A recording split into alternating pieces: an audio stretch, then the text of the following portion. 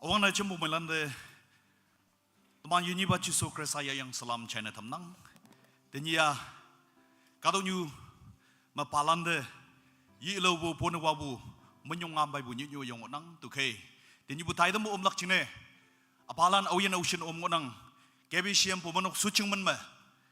Mong mai abu ne naman sede Happy Father's Day. Palan yi mong mai salam pemenuk sucing men me.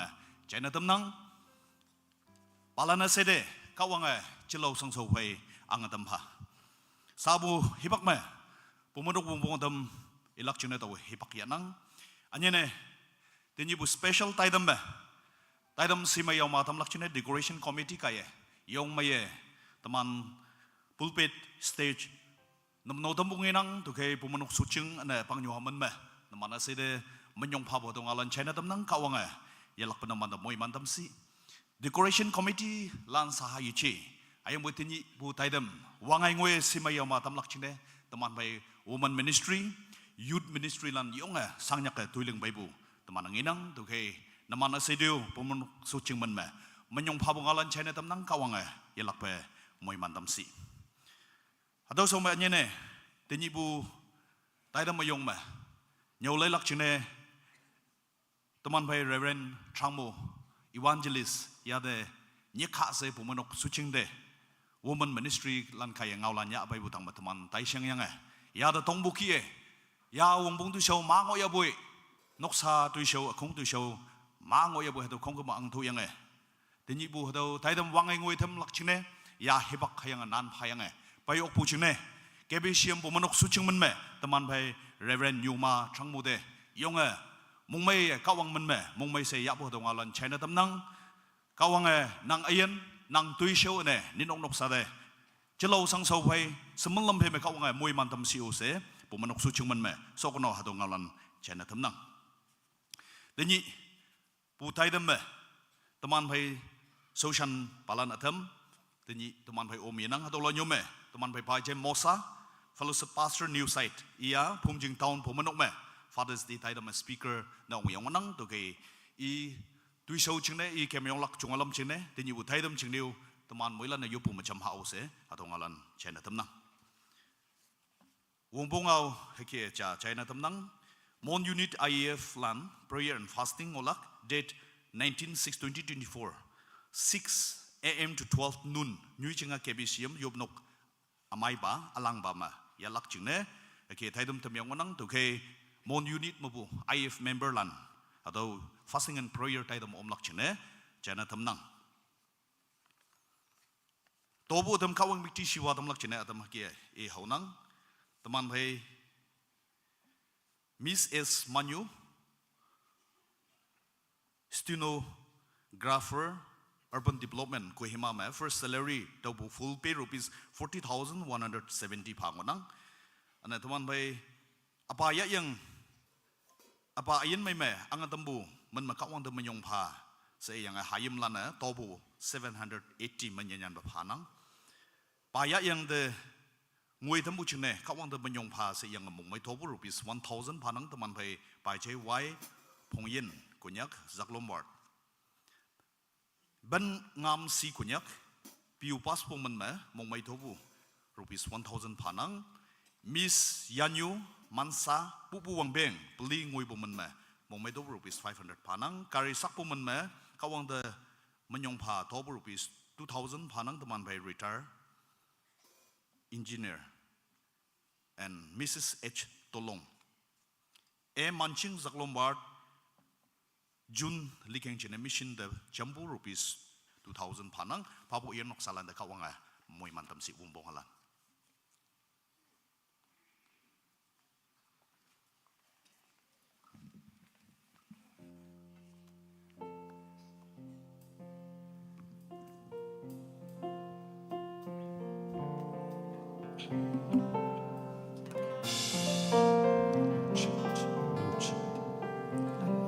Check. Mulan tanap mai. Tanap. Apalan the mohiman yu yob tamlak cina. Ana kaung mohiman ya yang yalak cina usin paingonang ke tamana.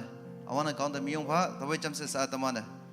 so kono bu hibang ma kau minyong bu hem atu ke lokha awang na hem number 405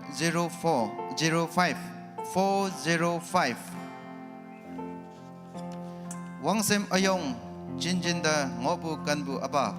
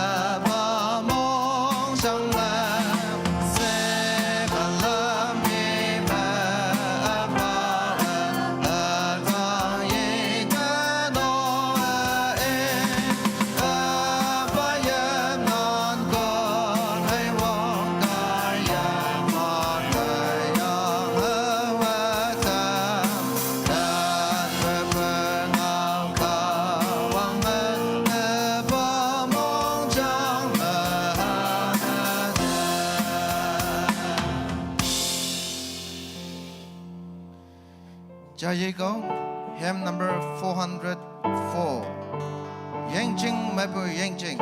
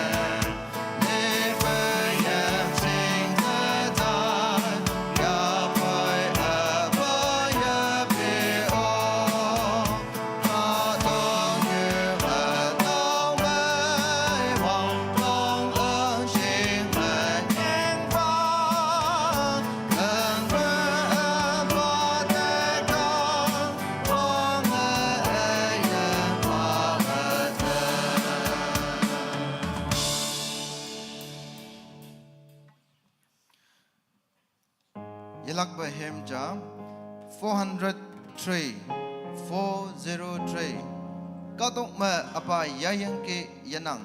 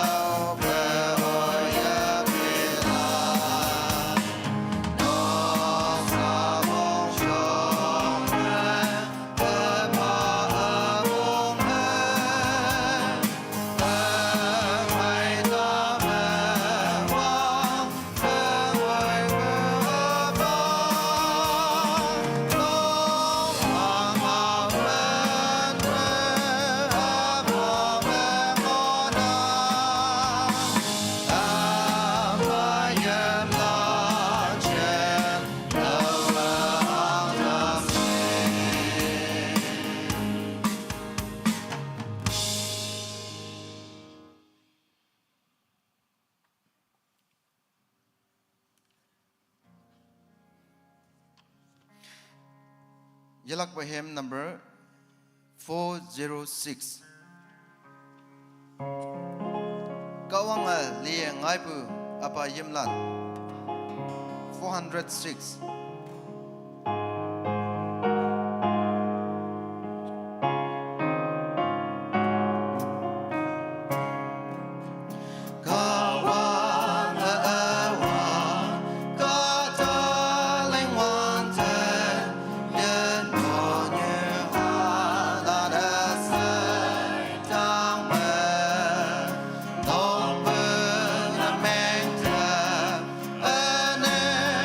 Mong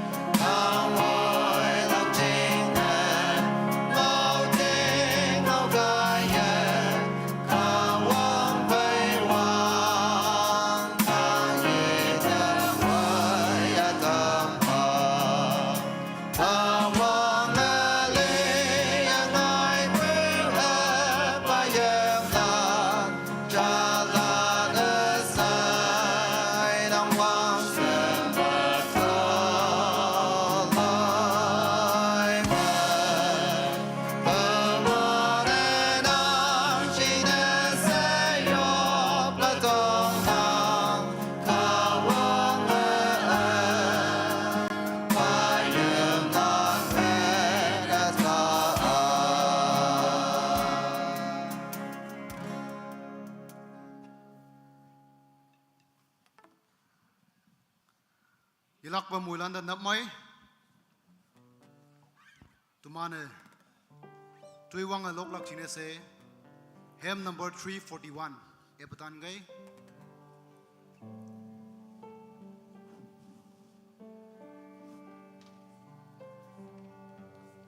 Ep show muna miyang matuman muy lan chem se yung yang ayato tuiwang na.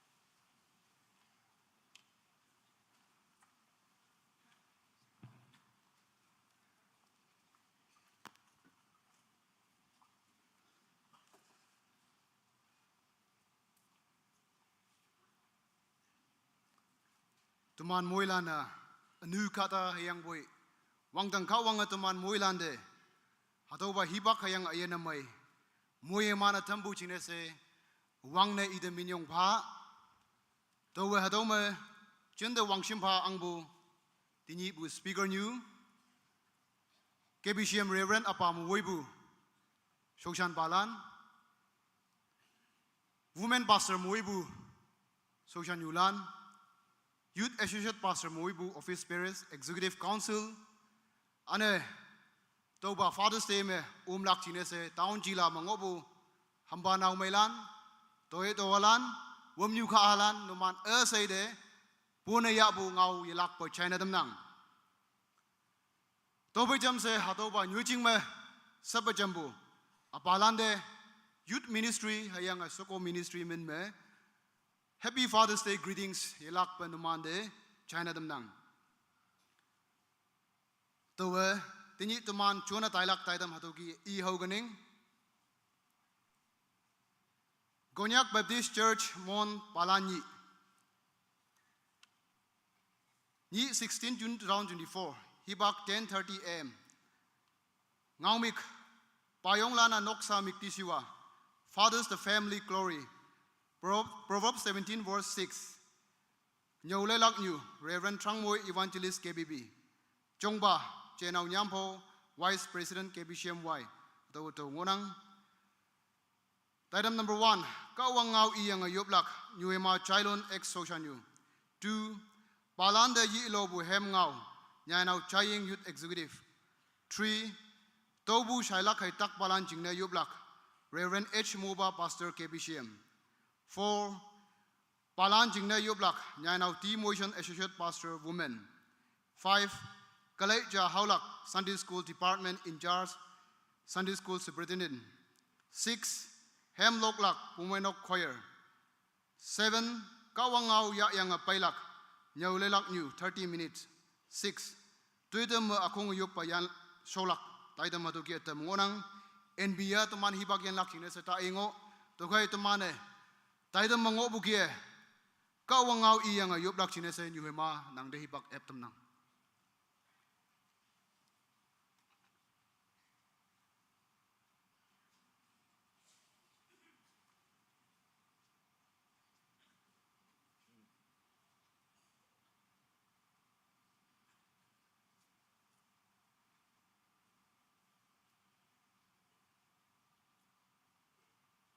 Man phải trên đề yên nó nang opu chân đi bu không vui ba yang Reverend speaker new yang Reverend pa semabu yang cembu Kristen American tani teman phải tawa yupu kambu ai phải tawa lai cha ke ikning Matthew apung pen macha aliang ta phải mangam atau nyana ngonang tau hibang me chisu ngai tau nang de min yong nang upa wang tang hai ka tok yong wan pa kun nang palan hai sing ok palan me pu tau lan tui sau nang lo ang hayang nau tak halan de ngai tam ayang upa hang ching ne ha tau ki nang mong bu ngo apa ete tui a sei phan phayang ki apa kaya awe o iha yesing hayang iha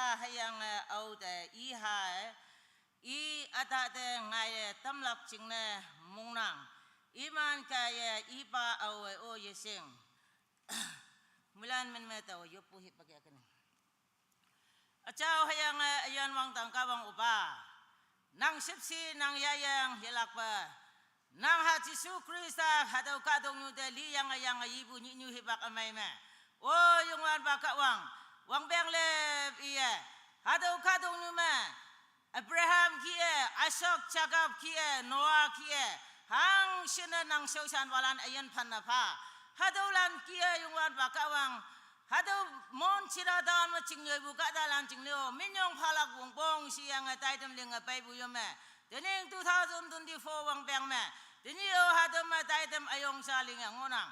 Dakay yung anba kawang hadaw taitem manang yaksa da panang. Jong ba muyang nyo laylak nyu. Hayang loko laylak. Minyong ambay hemlok lak. O opa hang sinte mengonang ke. Hadaw lana yung anba nang mong buke nga oklak jingna nang ayalak lamoy pa. Ayang nang sausan yung hang hiban nang ngao yung nyolak mo yape. Hadaw chaylak jingna sa kawang nang bangyuhalan tuman nasa mong sao ebatampa. Oh, yung an ba kawang hadaw ma mon chiratan ma chingyebu bayong lan yoi noksa jingne chathaili jingne buhu nyatep jingne judai mong sang hanggi yibe ma ngonang iman ayan chelo sang sawanang ayala ko moe manatampa oh kawang nang Abraham de yaha aba se nyan bu tamana lai shiba menginang hadaw gia yung an ba kawang kadong yu mai he isahama apa na yemang ba oh kawang nang ang jingoi lak Yaha apa jabong na miange nan oku bai ating laku bai mongham bu bai yala ba hado KBCM nang halan payong lan aseda nang yala ku ating laku mawong nang lak yaha me yala ku sepsi yang bai kan bu bai nan oku bai ngo oklak nang apau ang pa ba ha yaha acaw me me nazara chi suman me hado daidam nang yaksa da pana pa yo pa nang mongwe ya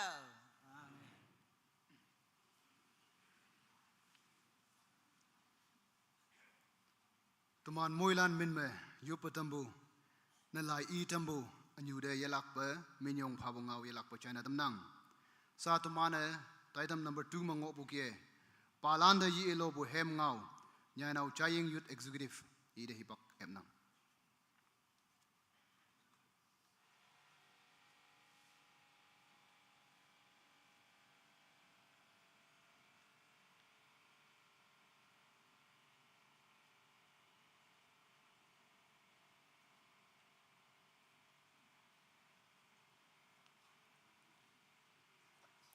Mulan dan nap mai awang ne Palan the Happy Father's Day.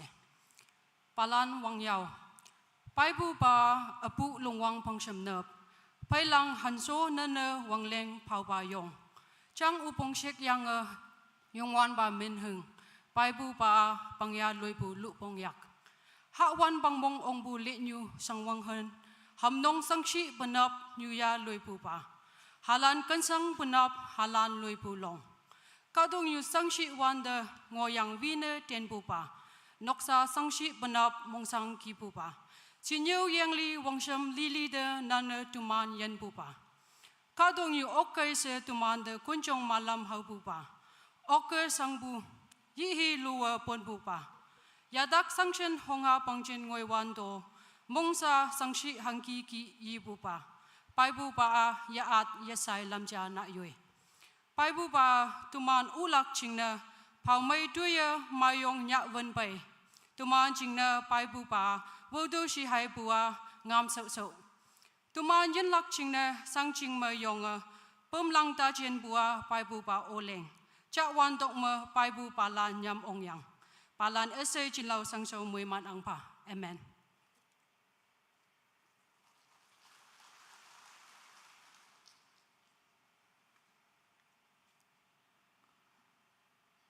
I tambu nyai nau de minyong phanang satu mana taitam mango bukia tobu shailak hitak Palan jingne se yublak Reverend apare hibak eptumnang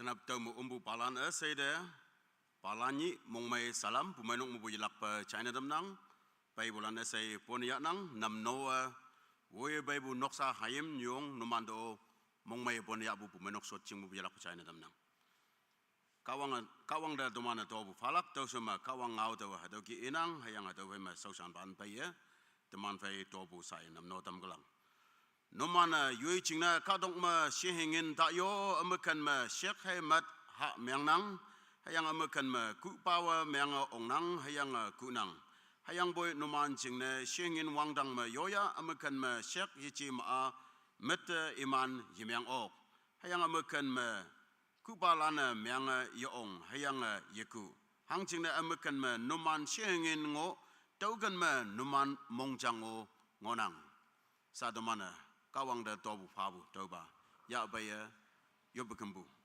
hibang ngoha sosan balanda hibak pana Hymn number 193. 193.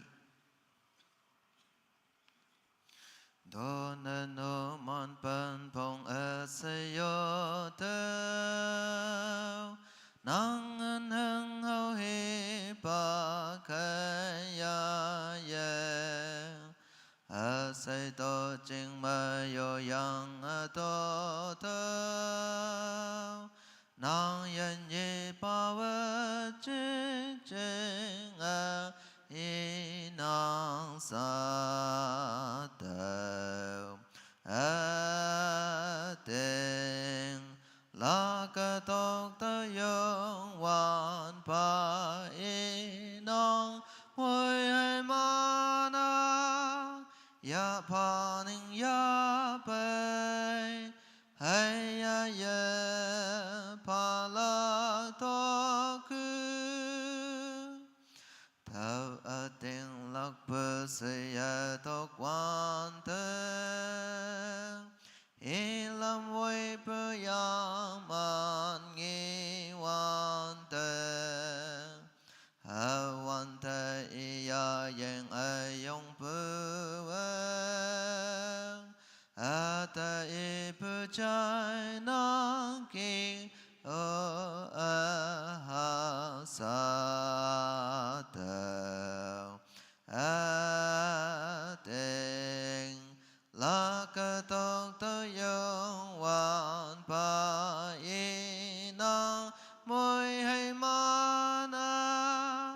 ya pa ning ya bai hay ya ye pa la to ku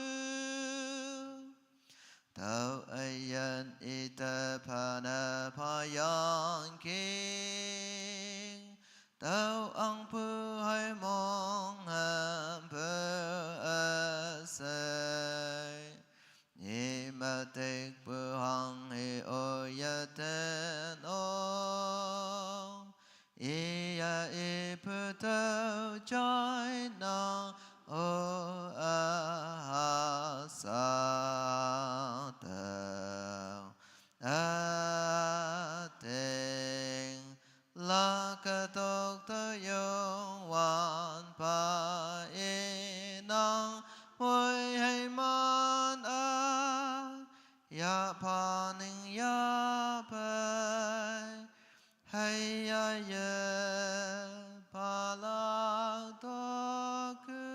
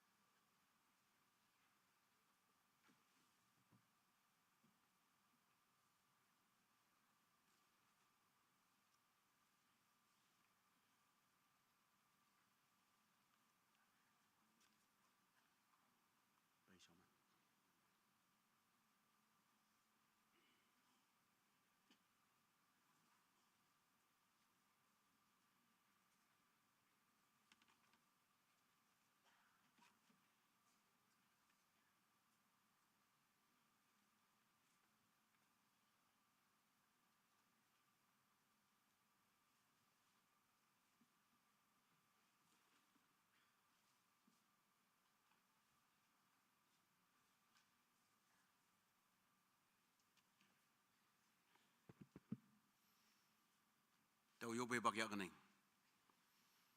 simel lampe moi mana dam bu ba yung wan ba kawang tanap hado Nyih hebak emay nang moi mana dam pa ni phei shua anyo nang achao khimching yam pa ye ating lak pu phei nang da monglung hayanga panphong ma ya pai bu she hingin me anyo yak tue anyo yan mok yan ho yak lai fa me ning nei bu yanang ba u yan kawang na da ting lak pu phei phar ge nang wang dang moi man tawo nang ep dam nang sin nang ngau ibu ki e sa mu nang iman ayen nok sa jing na nang moi man dam de ge se ting lak pu phei minyong pha yo poi hayang o yen na ning nei bu phei ya bai ngoi klak hebak ma moi man tolak pa na to ok lang na nang ting lak mu mong nang adam pa phau de bai de yak kyang mo shu bulan do wang ngoi nang de minyong pha lak na cha ki bu moi man tam ya hayang iman yen na yen ka wang nang de to bu ya bai bu dang moi man tam pa hebak phema sau san balan ti kon la na to ba she hingen nam no chon nang sai ship nang imana yendo kawang nang moi mana dampa bumai nok suching ma ba chuan da wan da enyai kawang nang wang ngoye tamlak ching ne nang ya cha ngan mong chin de buya shu pui tolan so pa nang mong ai ye amen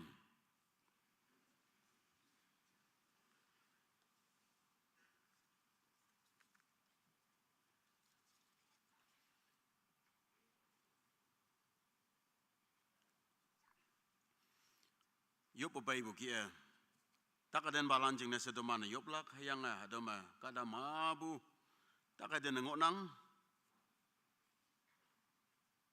ating lak pu fai lainnya na yop dam lak jing ne se bai bu hayang adomana yop dam bu ga ye iman tak mai lak hang jing ne iman Yesus Krista mai dam bu ba ta ting lak pu jing ne tau khema dawa kawang ngau hadau ge inang oyen tak ngoi abai tak palan noman yui shotching ma shot yop atan gai hayang atanap euyen meang ha ngonang ge mai ngok bulan yong yang tak palan shot ngok bulan jing na se yop damlak anyo do malai nya na pai ngok bulan nok mo bulan jing no to mana dei do yop lak hadau e damnang to khema tak palan no shot atan gai kawang ngau to hadau ge egening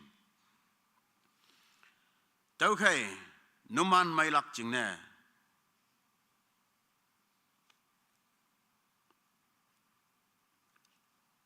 awang ikam wang gani numan yoma Adam sanga ngok ka iye yop to Adam mong may ngonang ka iye yilo bu hemlok to numan yoma Adam tak ngonang ka iye bumenok cheyong lan yek to hayang yong wan ba men me imana ida man nga fo i chingna yopa tamdo hayang ating lak yopu gaya takpa a mailak hayang yong wan ba wa i luilak hayang i anu chuna ngoya boy hadau ida amyang wenlak hadawa kawang ngau tau kai ma tanap hadama ngobulan auyen tak ngonang ge nang ating lak to tak haden mai dambu ba yongwan ba Jisu Krista men ma domana yoplak hayang wangdang apa kawangan nang tak mai damlak kawangan nang tak mai dam bunmyang kama au hiu kadong ni menang tak mai dambu yoklak tau kai ma nang lingba kawang ida domana yoplak hayang yoppu kaya nang tak mai damlak mong sang mong myang bu ya dailak tau kai ma cha de yoppu kumbu ma dai jam do shibu kie tanap auyen mai ngok nangge mai ngok palan yu yu ching mai yong gai teman mai ngok bu ka wang da sagi pa yong bu ngonang hayang tak palan to nyai bolana sot ngok gai noman jing na yup bu bak yala tak pulana sot chi noman jing na se yuplak hayang nang left and right nyong yi cha ye ma sot de shu bu tak tin balan jing na jing mai lam ling nang ok pun myang kama ating lak pu phai nang yak ka chuan nang song mu bu de yak ka sing ngo shu bulana ating lak pu phai chuan tam lak ching no tong nang hang ne sausan balan yisik ma toman atam ta ya khong kum bu de yak ka sing uyok ani u dak tin wan da toman to nyu de pai ke se ya tu sing yop uyok si chai sing onang hayang bu toman mong chang ka wang pai ong onang ting lak nang hayang sa ki na ating lak pu phai left and right manang phai tak den na son ngo bulan da yak ka chuan pu mai nok sausan balan sausan yulan kawang da ating lak pu lan khung min me nang yak ka chona yo batam si tau chai na toman cham sa fan va yu pu bagya ha hallelujah hallelujah hallelujah chau ba ata ba yongwan ba kawang tak hai den bo sai mai oklak ba angan wong chang ngonang hayanga hadawa Jisu Krista min hai hayanga hadawa Jisu Krista min manaksi yan tambu ngonang mai tambu ngonang Jailai dambu ngonang, lana dambu ngonang. Tau chang ne hibak lau linge. Hang hiba takai din kaya mai i matonya ya sanga ngoya be. Tanap nang song da ya bay boy. Nang sausan balan nang sausan yulan. Ayang nang kadalana yupu de auyen takango mai damlak. Tau chang ne pumenok sucing yamlak chang ne nangaw ibu ngonang. Ayang butuman akan veda yop na tayok. Ayang butunap ating lak bu nang achaw kimjing yam bay ngobu. Takai din na tonya ngobu nang kadalan jing na se nyong yi cha yi me siso mo ngobu se jing na apa aha ya chao angan wong me min me mai dam lak ba angan wong yu dam ma yum nang kawang sip bu kawang nang ya ka chondo Nazareth Jisu Kristus ma mai dam ba hayang mai dam bu bai tule mai dam bu bai yoy nok ta kawang nang da minyong fa lai yen dam ba hayang ado ma lai nya na bai bulan anya ina uyan daga den ngoya ba kawang nang mai damba adaw ma ren denwang ayen kawang nang taka ngobu mai damba hayang adaw ma hangsina lanya na bay bulan ngoya ba say wangdang kawang nang yakta fanava yopoy kong kimbu min i yok yab yoy wangdang kawang nang singnang daw kay masaki na miyanga nang sausan ba dawe yak singa yobadam nang apa aha ya chao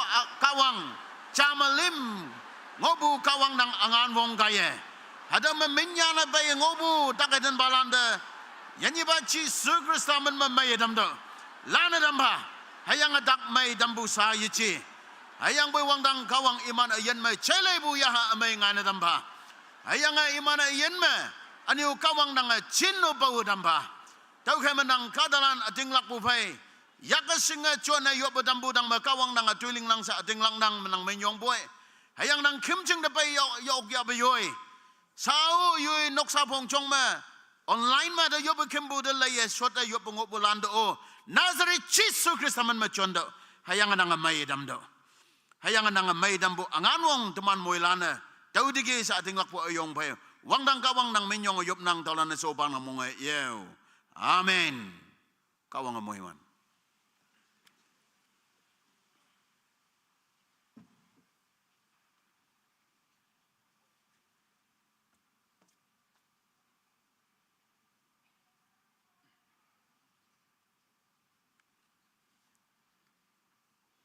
ตัวบูชายนำโนบูเฮียงตักบาลานจิงเนสยูปูอปาเดKBCM Reverendอปาเดยลักเปมินยงพาบุงเอาใช้ในตำนังสาธุมาเนไตดัม number 4มงบุกีบาลานจิงเนสยูบลักตุมันไปAssociate Pastor Women de hibak ep tamnang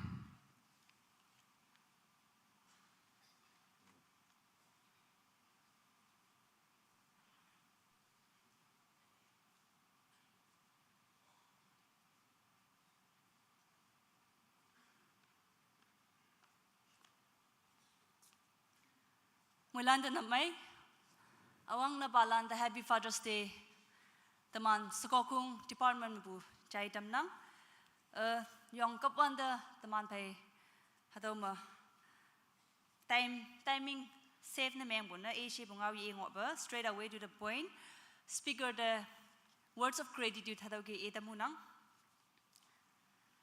sa teman pai Reverend Trangmo Evangelist KBBB teman yo beto nyek pugi Palan da numan jingna ngau tam lak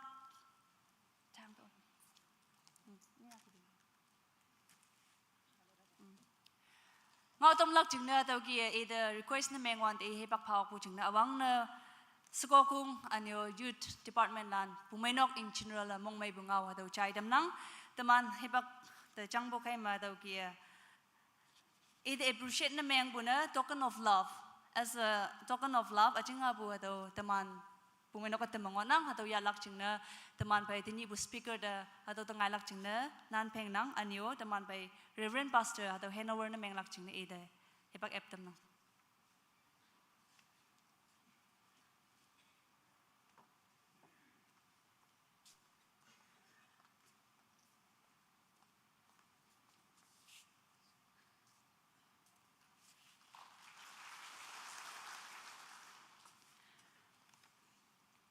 kawang mo manchi teman pai tangau 23-24 Mei bua kak shubu kata apa mong may laksaki amay ngonang kanda mong tung ha jungna nang oda na ok hadawa kawang ayen ngau ngonang teman tini numan da ishi ya bunyi numan da wang shimhau bunyi ma pau ya boy hadaw kata bang da uda teman yo kayang boy ajinga buji ya bo teman mong chang kan shipshia yayenga hadaw numani the wangshim haubuna token of love ajinga bu hadaw ki temonang hadaw shawma teman tini adam chada yoi hadaw Jesus loves you shinyanyang hadaw paper hanyang olak numan ma payongan taw bu yoma hadaw pa jingmelam nga no angkay anyo hadaw payong bada tini numan ma bu apa special ni ma kawang nang pai ching chapu anyay rededicate recommit na meng yang anyo nang da e nang hangi ya hu hadaw shingbu ni sha yopu pai anyo hadaw ki awe ba payong na meng la iteman moilan na surprise gift ki hadaw ki leilak chingna ta nang kai payong lan awi naw shin pai ngo nang hadaw chingmai lam nga cha mayong kai payong an cha mayong kai yo ba tai be taman youth hai hadaw sukola na chingmai lam nga imanda hengau handover na meng kai anyo tau bulana chingmai lam nga short atan kai sha tau bu pai jam sa tau among ma awi tau la kai Jesus loves you jisu nang ta kanang sha mulan ta kanang hayang boy tini special ni ma awi ba mong chang ta ka wang kong bu si la ya atau kai ma tau lak chia be tau lak chia be sa tau yo pu pai no mano tan kai tau bulana ning short lak chingna do chai tam nang mabu kata bongbong na menang hadaw kay maokpusina no mana taw cham kay atang ma kata cha ingi nang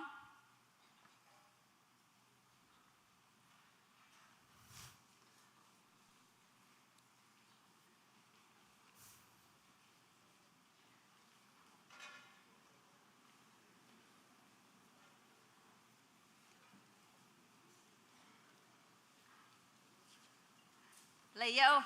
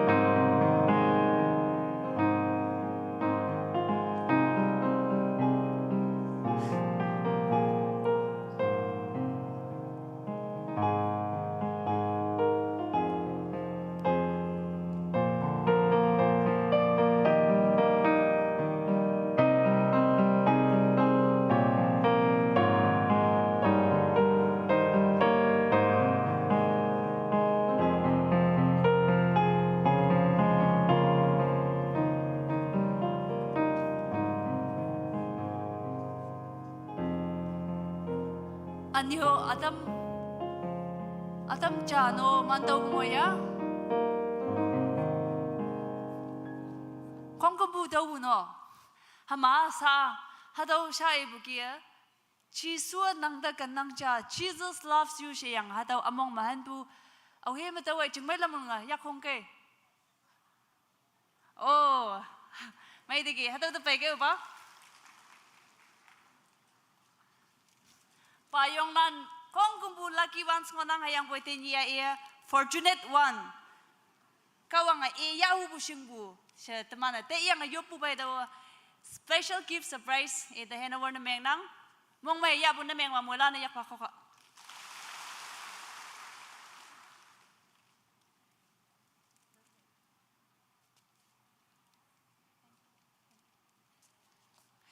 Mong may yanang sa Payonglan hatama atama tini first time comer to the church yopu hebak yahu bujingna awang na paibu ngonok anyo atama ataw kia atenglak yang paibu anyay hataw niya kawang pai chinga japu responsibility yaku payong na menglak chingna commitment yapu payong nongo nok taw kay ma tama na prayer points lan tamyang muila na jam siuplak hataw kay ma taw prayer points lan hataw kia ekeneng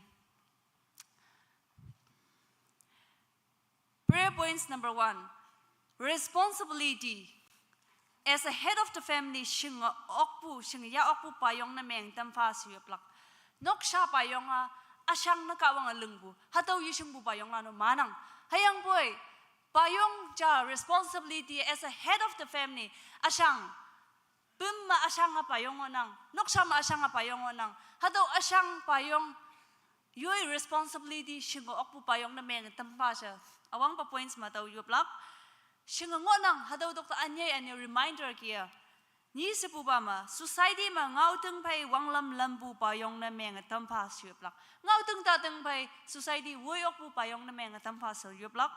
Lim sepu ba prayer points ma. Noksa hayimlan the role model duty and function.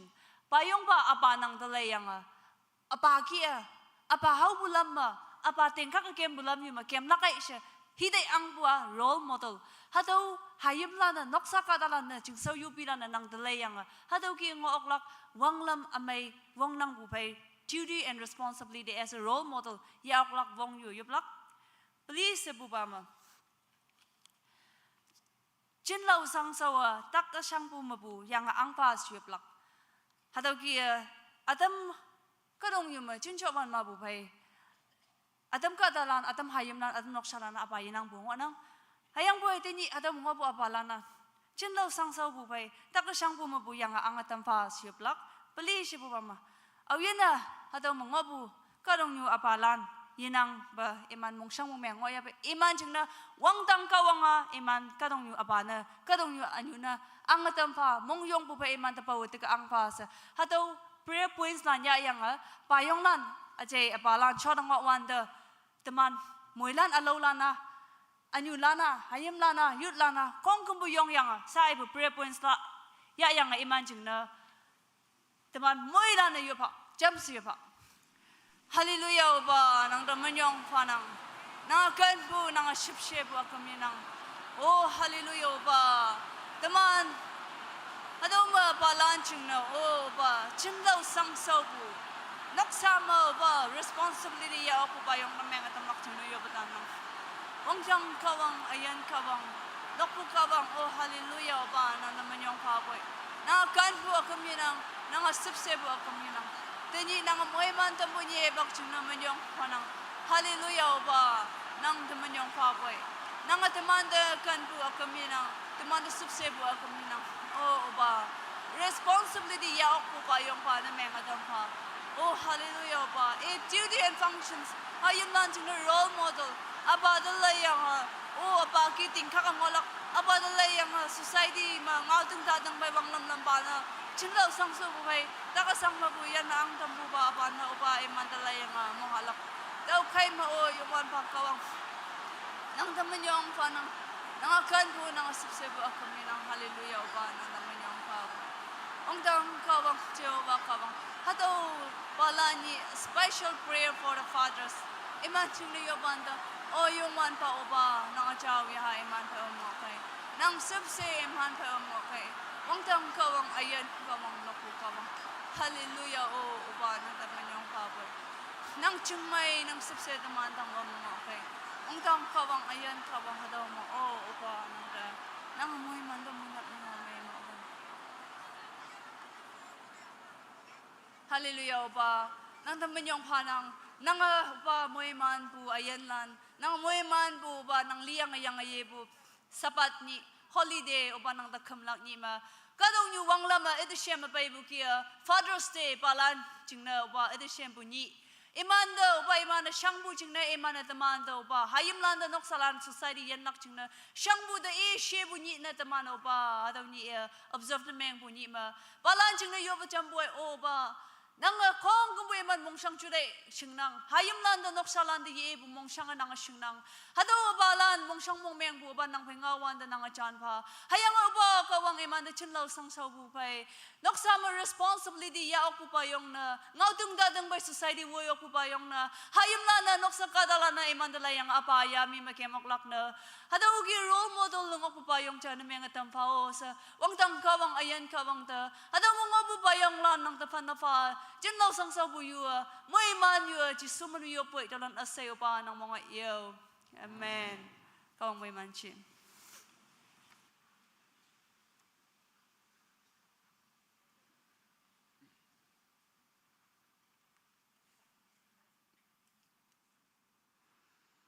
Soko ministry de minyong panang yupatambu sa chibe apalande hingo yakban pa ngibu chinese I on behalf of apalan minme soko ministry de mongmaya yabu ngau yelak po chana damnang ana apalando yupato tini sa chibe next Sunday mo hatu ke ngat ong ngolak chinese yelak panuman de yupato ngau chana damnang Tumana item number 5 mangobukia Kaleja Haulak Sunday School Department in charge Sunday School Superintendent Singwanang Tokai Sunday School Ministry Landa Hipak Eptam Nang